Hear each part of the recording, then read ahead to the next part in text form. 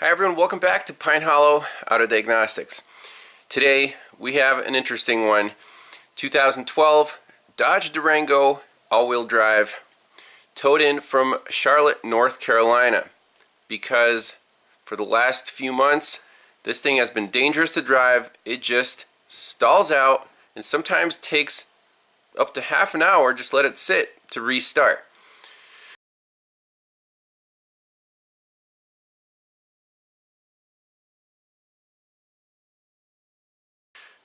Kind of a long story with this one. It seems to be fuel related, as in the fuel pump circuit. Now, these early Pentastar vehicles with the TIPM, they are known to have internal fuel pump relay problems. Integrated relay inside the TIPM, that craps out, and your fuel pump loses power. That's nice. So, the owner said that initially he took it to the dealer and there was a recall where they install this external fuel pump relay, splice it into the TIPM wiring, and supposedly that should fix the problem. Well, nothing changed. So now we go to the parts cannon approach. They replaced the TIPM with, I believe, a refurbished unit from Flagship 1. It kept stalling. Then they went for the engine computer. You can see that security sticker on there. Again, a mystery unit from Flagship 1. Oh, and they replaced the fuel pump. The car is still randomly stalling out. So, a lot of variables added here, because the Flagship 1 parts cannon is probably the worst thing you can do to a vehicle without a proper diagnosis. If you start firing modules of this thing, it's only going to make it worse. Luckily, they still have the original ECM here on the seat. So, we have that to play with. But we have to try to reproduce the customer complaint. The owner said that after they replaced the fuel pump, it actually ran fine for 10 days. So I'm hoping this thing acts up today for us, and that we'll catch the problem on the scope. Let's see what codes are stored in it. Get some background info, look at some wiring diagrams. Alright, first I did a health report, and the PCM has 3 codes that are unrelated to fueling. The accelerator pedal position sensor codes and a throttle unable to close. So I don't know if those are, where those came from. The car was towed here. It does start and run, so I can drive it around, but apparently it stalls out within a few minutes of driving. Next, let's take a look at these recall notices. What is this recall all about? So the first one here, if you just type in stall into search, fuel pump relay failure. So this is a recall issued in 2015. So this truck was only, it's a 2012, so it's 3 years old. 338,000 units affected, so it's a 12 to 13 Durango and 12 to 13 Grand Cherokee. In the affected vehicles, the fuel pump relay inside the TIPM may fail, causing the vehicle to stall without warning. That's nice. A vehicle stall increases the risk of a crash. Yeah, no wonder. Chrysler will notify owners, and dealers will replace the fuel pump relay with one external to the TIPM. The recall is expected to begin 2015. Okay, so that's the initial recall, and the owner said they started experiencing this problem just recently and took it to the dealer, and they did the recall procedure, but it kept stalling out. So again, it's kind of a mystery. If that was the issue, it should have been resolved. Now if we back up and type install again, there is a new safety recall, Advanced Communication V62. Let's take a look at that one. And this one reads, some of the above vehicles may have had a fuel pump relay installed as a recall remedy during the completion of the first safety recall, or the 2015 one. The installed relay is susceptible to silicon contamination on the relay contacts, which can cause the relay to fail. A fuel pump relay failure can result in a no start condition, engine stall condition if the vehicle is running. Vehicle engine stall while driving can cause the vehicle crash without prior warning. So I'm going to call this video the Dangerous Durango. How about that? The remedy for this condition is not currently available. Dealers will be notified of the launch of the safety recall by way of established communication methods. We ask that you take the time to ensure that your personnel are aware of this communication, prepare to execute a customer-friendly process for inquiries regarding involved vehicles. Silicon contamination on relay contacts? I have never heard of this or seen this in my life. It is insane that first, initially the design of the TIPM to have a relay, a high current relay for the fuel pump, it's like 10 amps, soldered to a circuit board, and then make that relay non-serviceable. It is the worst possible design you can do. I mean, it's a 2012, it's the modern age, and they can't design a fuel pump relay that will last the lifetime of the vehicle. It's really embarrassing. And then they have to do a recall for the initial recall because their relay gets contaminated with silicon. It blows my mind. But anyways, let's pull up some wiring diagrams and see what wires we can probe, test drive this thing, and see if that's indeed what's going on. Are we dropping out the feed to the fuel pump? Alright, well, here's the fuel delivery system. So pretty straightforward. There's that integrated fuel pump relay on the PCB. Goes through a 20 amp fuse. This is the load side, so hot at all times on pin 30, and then goes to your fuel pump. Okay, pretty straightforward. The control, there's fuel pump relay control on the TIPM that feeds the control side, and then the control side is grounded by the PCM. So my question is, how did they move this outside of the fuse box? Because we can access, the pin 30 and get it from the battery. This wire goes to the fuel pump. This wire goes to the PCM. What about this fuel pump relay control? How is that working?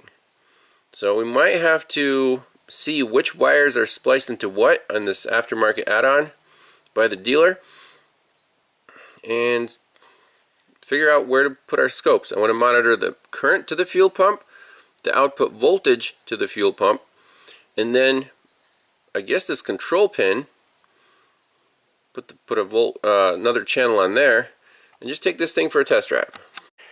Alright, let's try to figure out the wiring of this add-on relay. So I see a fat orange cable spliced right to the positive post. Has a little 20 amp fuse there. That must be the load side power feed. Comes in here. Okay. Then the other bundle of wires, we have 3 wires. So the fat blue one must be the output to the fuel pump. That one's important. And you can see, comes in here. And it's spliced in to the dark blue and orange. And on this side, they actually cut the wire and put some shrink wrap on it and sealed it up. Okay, so it does look like a quality repair job. But I just want to see where all the wires go. So dark blue and orange, this C5 pin 10, that's the output to the fuel pump. But now we can draw it in. It's coming from the aftermarket relay to the fuel pump. This wire is cut off. We got 2 more wires, a pink and a brown. So the brown right here, and this one is snipped off. It does look like a brown on this connector. Looks like connector A. It's labeled A on the box. And this TIPM is Max Rebuilders. Okay, that is should be a good TIPM because Max does a nice job, but we can't assume, we have to test. And finally, the pink wire. Where does the pink wire go? Comes in here.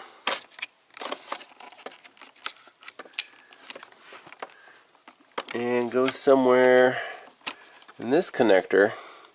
So there, oh, I see one more splice right there, pink and green. So the pink wire is still a little mysterious.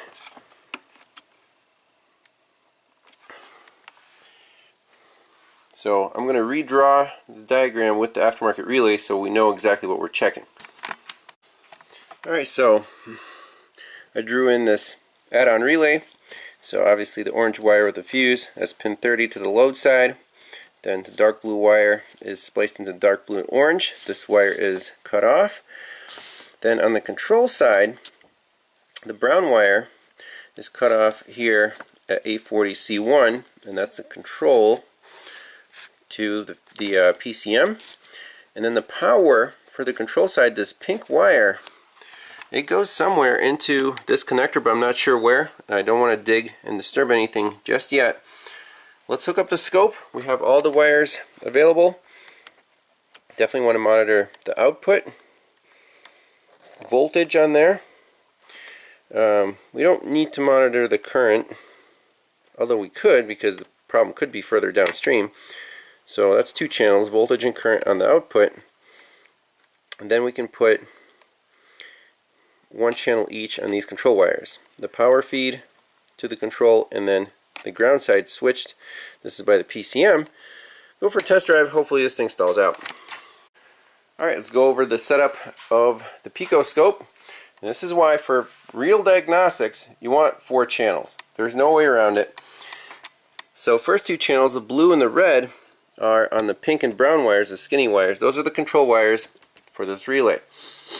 The third channel is on the power output to the fuel pump, and also I have a current clamp on channel 4. That's going to give us the current going through this fuel pump, because let's say there's nothing wrong with the relay or the controls, but it loses fuel pressure. Well, maybe there's an open circuit somewhere to the fuel pump. Who knows? So we'll see that on the current clamp, even though this will stay high. Let's set up the Pico on the computer and take this thing for a spin. Alright, so I did a full health report. Let's clear out all the trouble codes, start from scratch. Okay. And then on the Pico, 4 channels set up. So right now channels 1 and 2 are at battery voltage. So I guess that pink wire is feeding the control side, but it's not being pulled down by the PCM, so the fuel pump should be off. Once we start the truck, you'll see the red trace pulled down the ground, and the current should go up, and the voltage to the fuel pump should go up to 12 volts. So that's the setup.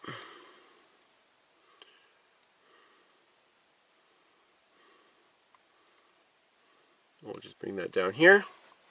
Okay, we're all clear. Let's do a key off. Yep, the power feed went away to the control side. Let's restart our scope capture. Okay, there we go, we got some current and it shut off. Beautiful. Alright, let's try to get this thing to act up. So, kind of what I was afraid of. It's driving just fine. No warnings. Our signals on the fuel pump relay look perfect. No dropouts. So, how do you deal with these situations? Just keep the customer updated. I'm like, well, we went 10 miles, no issues at all. Just, I don't know, we can take it up the mountain, do a hot soak. It's not really hot today, because when, I'll quiz them, did this problem start when it got really hot in North Carolina? If it needs to be 80 or 90 degrees, then you might be out of luck, man. You're in Pennsylvania. So, yeah, we'll just keep cruising, and if anything happens, turn the camera back on. Well, nothing exciting happened there. Back to the shop, 10-mile round trip, ran absolutely perfect. No trouble codes stored in the PCM. Signals on the scope look just fine. Let's shut it off. Yep, fuel pump turns off. Key on. We have our 2-second prime. Fires right up like nobody's business. Voltage stabilizes.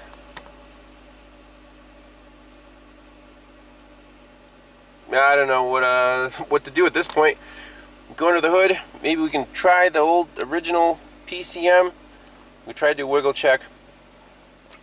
We have to try to recreate this problem. Alright, well, I reinstalled the original PCM. So let's see if anything changed. Log in with the scanner. See if we can auto ID the vehicle, see if the VIN is correct, see if it runs and starts.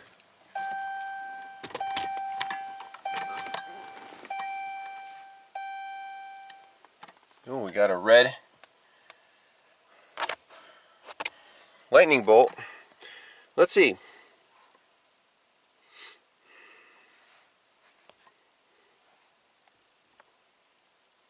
Oh, that went away. Okay, check engine light's flashing. Maybe I have to calibrate the throttle. 16-pin connector, automatically search, yes. VIN is correct. Do a smart scan.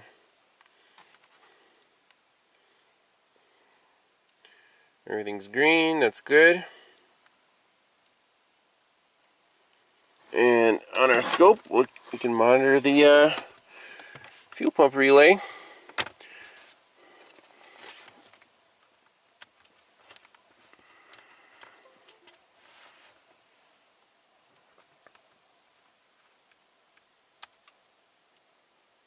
Okay, everything's great. So key off. Yep. Key on. Got our prime. Fires right up. We can take it for a spin with this engine computer. And then we'll have to quiz the owner. Exactly the chronological steps of when this problem started, when it went to the dealer, when something was replaced, how did it act afterwards, if it was great for 10 days and then did the exact same thing happen, was it hot or cold or rainy. That's all part of the diagnostic process here. So I spent about half an hour on the phone talking to the customer, and the primary driver of this vehicle is his son. And so I talked to both of them. I want to know exactly what are my best chances to recreate this problem. What are the conditions outside? How long do I have to drive it? And they gave me a really good history, and let's go over that real quick. So first time it acted up was last Christmas. It was super cold out. It was a crank no start. After an hour, it fired up, and it was good for a month. Okay. Now, during the spring and summer, this occasional stall was getting worse, and usually it would restart fine. And then it got worse where it wouldn't restart right away. It would take up to an hour of just sitting, cooling down, and then it would restart. So it was basically getting not drivable, not reliable. It would stall out in the middle of the road. So the owner was driving it less and less. In terms of the parts that were replaced, the TIPM was actually replaced twice. They got it from Max TIPM. That is a good source. I've used them before.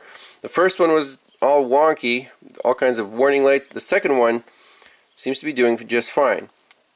And for 3 to 4 days, it was okay with the TIPM. They almost celebrated, and then boom, it stalled out again.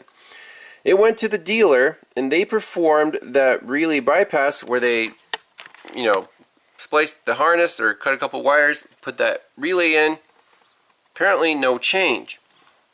I went to other shops. Most of them refused to work on it because this is a very intermittent problem, and it would be very time consuming, especially if you don't have the right tools to monitor these signals and catch the vehicle in the act. That's the hard part of, you have to recreate the problem, but you also have to be measuring the right things to see what caused the problem. Then they installed a new Delphi fuel pump, and the truck worked for about a week. It's the craziest thing. They said with the old pump they could not hear the prime, but it was really quiet, and the new pump is a little louder, so you can hear the fuel pump prime, and it seems to be working fine right now. Then they got ECM from Flagship 1. It did absolutely nothing. I mean, no change. It worked fine.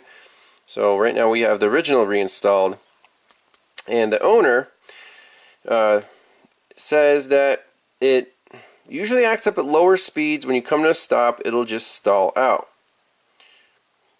That's interesting. And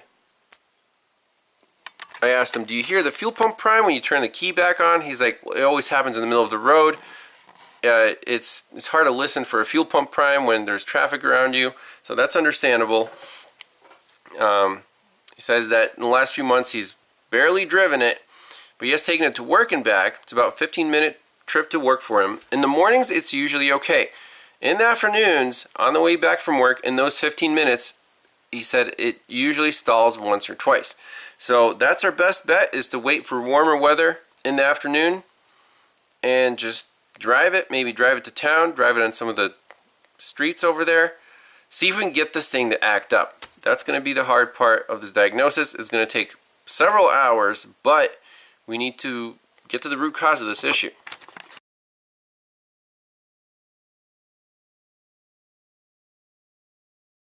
So we're in the Dodge Durango in a parking lot, and it just stalled out. I'm not kidding. I took it to town. I'm going to run some errands, low speed, just like the customer said.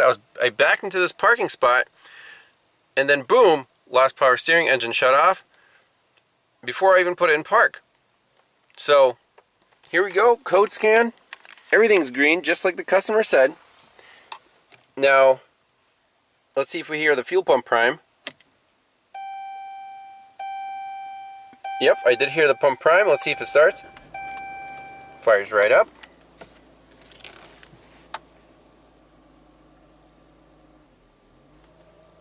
You see that? Boom.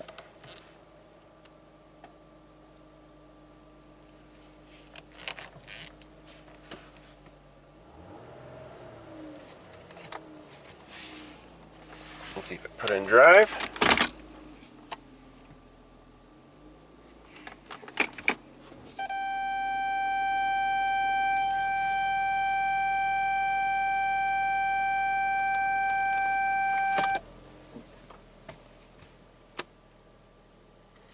So, what could it be? No code set. If we're losing power to the ignition coils, it would set codes. If we lost power to the injectors, it would set codes. If the ASD relay shut down, it would set codes. It might be a fuel pump problem, but the fuel pump primed. So is it intermittent? Well, I'm going to grab some lunch. We'll hook up a scope. Hopefully this thing keeps acting up. But then, again, I do have to get home. So we'll see. Well, made it back home. Absolutely no more hiccups. Just that one stall backing into a parking spot at the grocery store. How do you deal with problems like this? What do you check? I did notice it has one aftermarket ignition coil, and this is back on Staten Island, I've seen where an aftermarket ignition coil can spike the engine computer, because on these Chryslers, the engine computer directly controls the current through those ignition coils. So we can put a scope on, the power feed to the ignition coils maybe, on a control wire, see if there's any abnormal spikes. But man, this is a real tough one. You would think if it was a bad fuel pump connection or circuit, it would be a lot more problematic than this. This thing just calmly stalled out once, fired right back up, and again, drove for an hour afterwards with no hiccups whatsoever. Crazy stuff. Alright, so just for kicks, I'm measuring the current on fuse 21 that feeds the ignition coils, and then another channel I have on ignition coil number 4. Now, keep in mind, number 2 has been replaced. It's a Blue Streak aftermarket coil.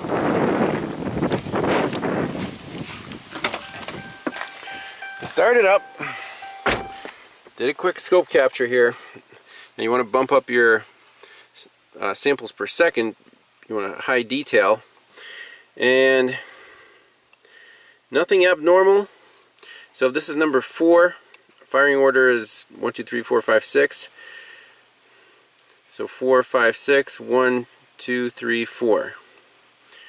And the only discrepancy here between the new or aftermarket coil and the OE coils is the aftermarket coil on number 2. Amperage is ever so slightly higher, but that has nothing to do with anything. So no abnormal spikes. Let's see here, I revved it up.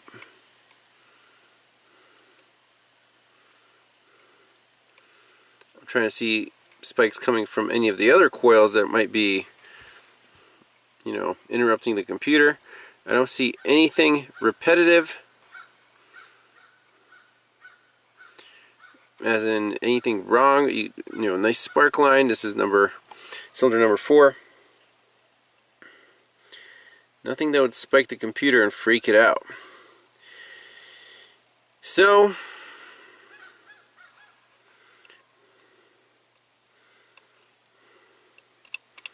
we're striking out.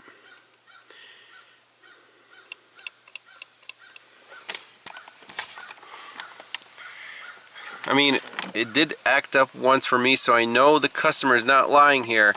He wouldn't have towed his car from North Carolina if there wasn't a problem.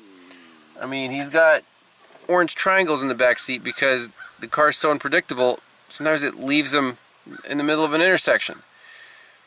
How could it stall out and be a crank no start? It really sounds like a no code set. The only thing I can think of is engine computer or fuel pump, right?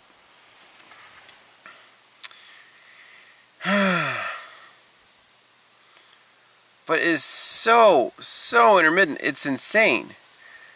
And it happens only at low speed, only at slow speed, low engine speed. How do you recreate that, and how do you rationalize that? If you guys have any ideas, leave them down in the comments. I don't know how much more time I want to spend on this truck.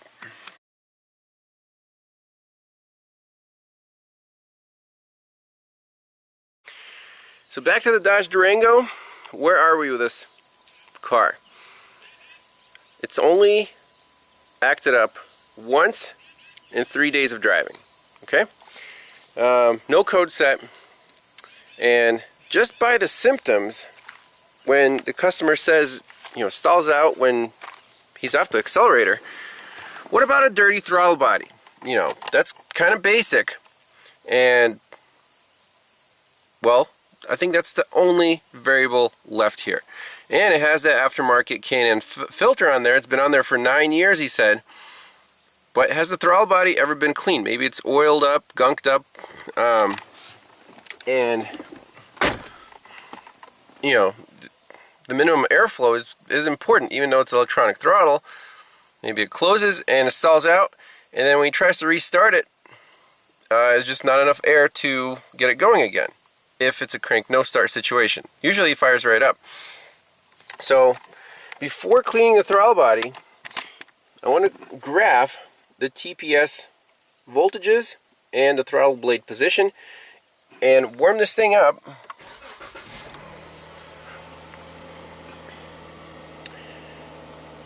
Get it to a hot idle. We'll see what the engine speed is. And then, once we have those numbers, we'll take the air pipe off, clean out the throttle body, see how dirty it is, and then do that experiment again. If the numbers are significantly lower now, if the throttle has to close more to maintain the idle speed, that'll be a good sign that this is indeed the problem. So, we'll wait for it to warm up, get the temperature nice and hot, and then get the air cleaner off and see what the throttle body looks like. Alright, so vehicle's fully warmed up. I just took it on a test drive. So in drive, in gear, desired idle is 550 RPM. Throttle blade position is 2.25%. We're at 0.6 volts on TPS 1, 4.4 on TPS 2. So we'll take a screenshot of this and then let's put it in park.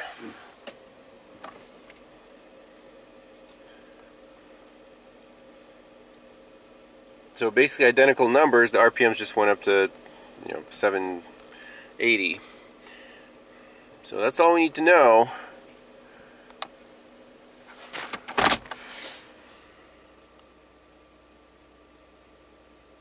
Alright, let's pop off this air hose.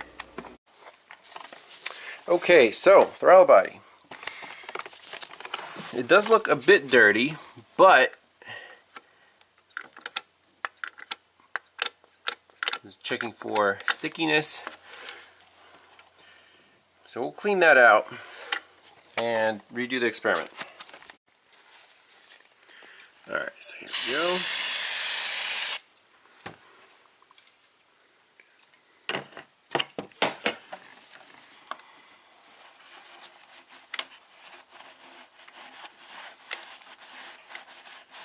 I want this thing spotless. So yes, there is some significant buildup on there.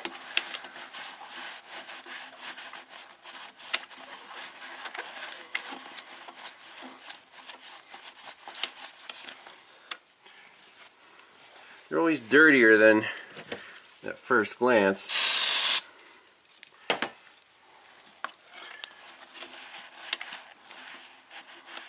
Right where that plate meets the bore, that's the most important critical area for idle speed control.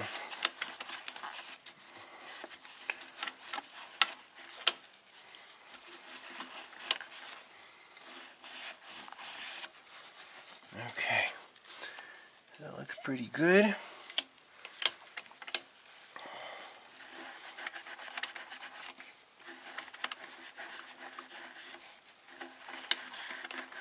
And let's clean the top.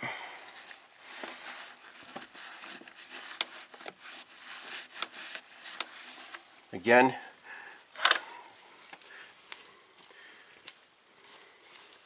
quite dirty.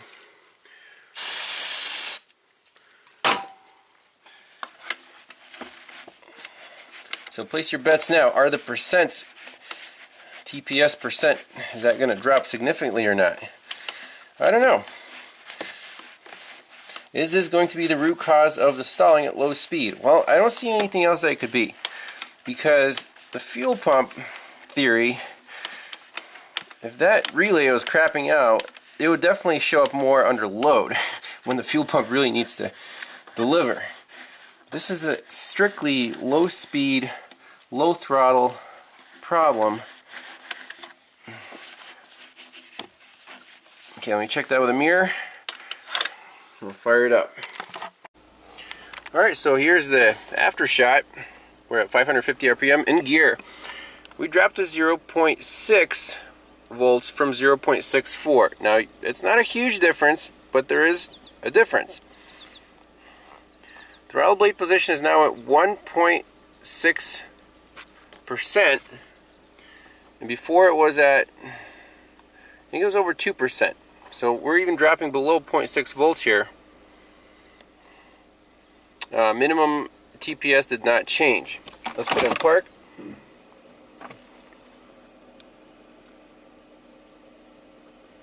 So definitely a difference. 0.6 exactly. 1.7 on the throttle blade position. Okay, so we'll take a screenshot of that. And I don't know. We have taken a few more test drives, make sure it doesn't act up at all. Could that have been a problem? It's not a huge difference, but you don't know till you drive it. Other than that, I have no idea what else could be causing this stalling issue. So in terms of the percent throttle opening, before we were at 2.4%, now we're at 1.8. Yeah, I guess that's significant. 4.38, 4.41. So it's interesting that the TPS volts did not change that much, but the percentage did.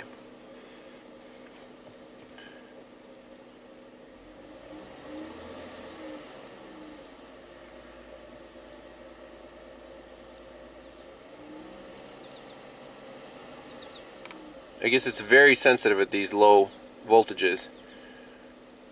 The difference between 0.61 and 0.63, if I depress the accelerator just a hair, is that exactly, 2.4.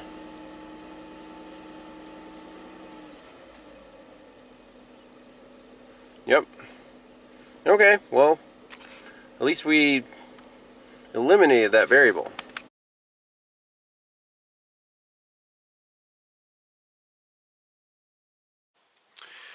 So it's been a month since the customer picked up the Dodge Durango and drove it back to North Carolina. That was an extremely frustrating case study just because the problem was so hard to reproduce. The whole time it was here, it stalled on me once in a parking lot and then started right back up. So I could not reproduce the crank no start that the customer was complaining about.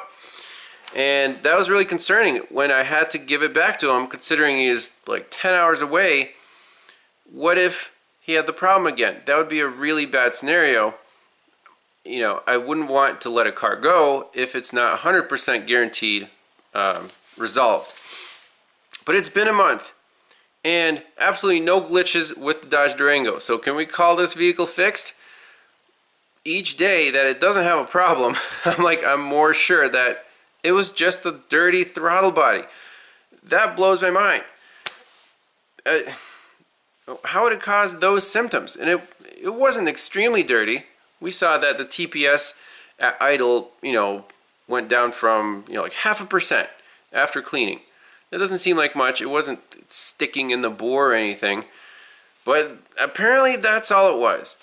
So sometimes you just come across these weird scenarios where you just clean something, you bring it back to stock, new, whatever, and the thing works. It just works for another 10 years. I obviously recommended that the customer remove the K&N intake system with that oiled air cleaner because that would actually speed up the process of getting the throttle body dirty, but I don't know.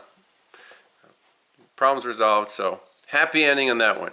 Thanks a lot for watching, and we'll see you in the next one. Bye-bye.